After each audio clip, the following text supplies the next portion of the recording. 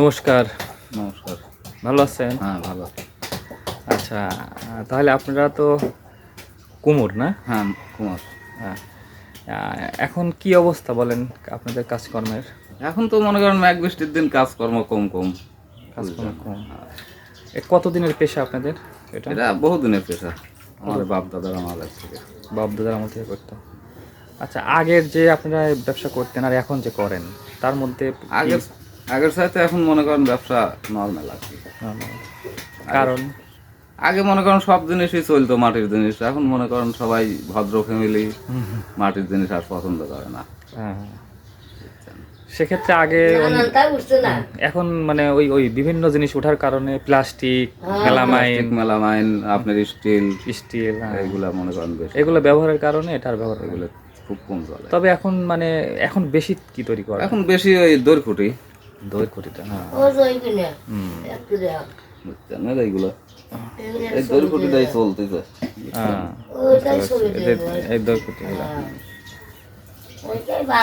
আর ওই 2-4 দিয়ে যে মালসা মাছ ধোয়ার জন্যই নেয়, হ্যাঁ হ্যাঁ। ভাতের পাতিলের সারা টারা। আপনাদের এখানে কতগুলো পরিবার আছে? তাও 15-16 ঘর। সবাইকে এই কাজই করে? হ্যাঁ, সবাই এই কাজ করে। তাদের কি অবস্থা? সবাই কি ভালো আছে? এর মধ্যে মনে করেন যাদের একটু ইয়ে আছে তারা একটু ভালো চলে, আর যাদের নাই তারা নর্মাল। আপনি এগুলো উৎপাদন করার পরে বিক্রি কোথায় করেন? বিক্রি গ্রামে করা হয়, আর ওই যে দড়িখুঁটিগুলো দোকানে দেওয়া হয়। গ্রামে কি আপনারা নিজেরাই যান? হ্যাঁ, নিজেরাই। আপনি নিজেই যান? হ্যাঁ, আহ, ওই যে অটো গাড়ি আছে, অটো গাড়ি করে নিয়ে এমনি কোনো পাইকারি দেওয়া লাগে না, দেন না? পাইকারি 2-1 জন এসে নিয়ে যায় আর কি বাড়ি থেকে। কিন্তু আপনি মেনলি আপনি নিজেই বিক্রি করেন? নিজেই গেছে। তাতে এখন খরচা টরচা বাদ দিয়ে এগুলো লাভটা কিরম হয়, চলা যায়? হয়, কিছু লাভ হয় আর কি, চলে, দিন পথ চলে এই। আপনার নাম কি? আমার নাম নরেশ চন্দ্র পাল। নরেশ চন্দ্র পাল। আচ্ছা, তাহলে এখন কি যে করতেছে এগুলো কি? এগুলো হলো খাদা বলে।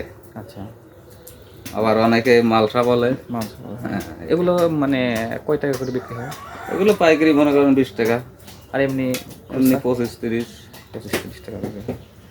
আমরা এক সময় দেখছি যে হচ্ছে এই জিনিসগুলো গ্রামগঞ্জে নিয়ে গেলে টাকা বেশি চলতো, টাকা জিনিসটা কম দিত। টাকা না, ধান দিয়ে বেশি বেচা, ধান দিয়ে বেচা হইতো।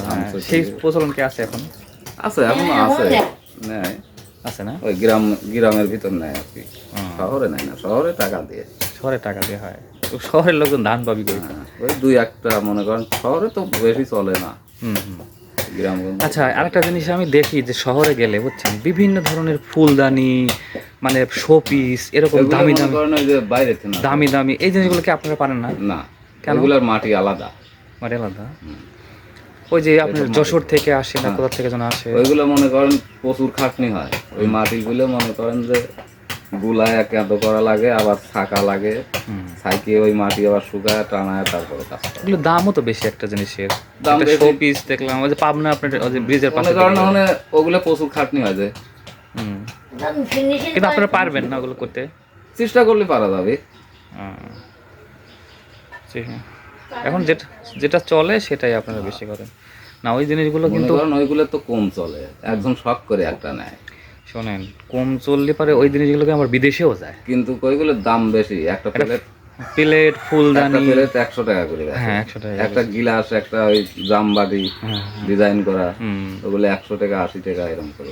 কারণ হচ্ছে শোনেন, টিকে থাকতে লাগলে আপনার ব্যবসা, আপনার ডিনার সেট বানাচ্ছে মাটির, ওগুলো মনে করেন 350-400 টাকা সেট। হ্যাঁ, আপনি ধনী ধনী বাড়িতে যেসব আপনার শোপিস দেখেন, যে সুন্দর সুন্দর বাড়িতে ঢাকা শহরে বড় বড়, হ্যাঁ, জাস্ট রেখে দিচ্ছে যে মাটির তৈরি এত সুন্দর জিনিস তৈরি হয় কিনা। এখন ওই জিনিসগুলো যদি মানে নিত্য নতুন জিনিস তৈরি না করতে পারেন তাহলে তো ব্যবসা বিলীন হয়ে যাবে না। তারপরে মনে করেন বিষয় হচ্ছে ওই জিনিসটা মনে করেন যে চলতেছে একটা, আর এটি চলতেছে 5টা।